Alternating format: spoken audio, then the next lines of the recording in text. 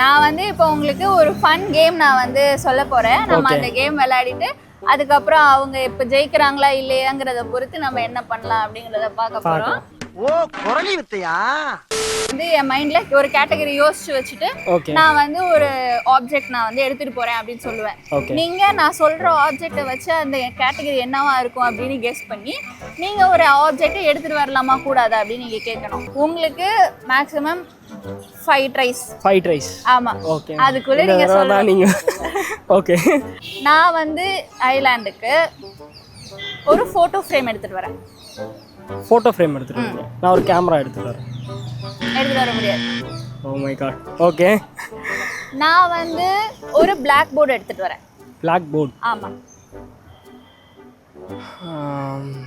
ஒரு ஆர்டிஸ்ட். கூடாது. ஓகே.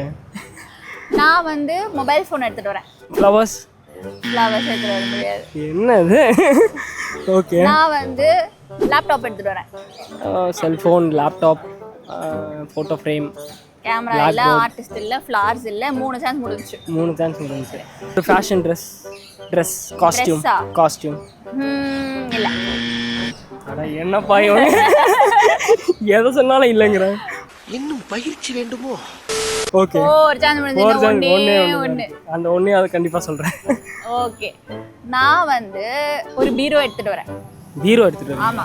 இது கேட்டகரியிலே வரலையே. எந்த கேட்டகரி சொல்றது? ஒரு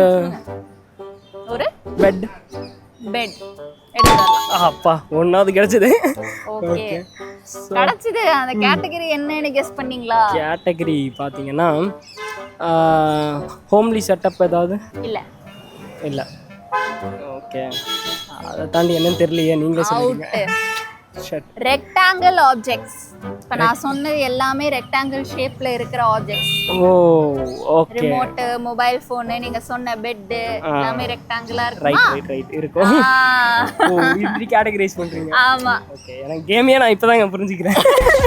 என்னங்க பண்றது?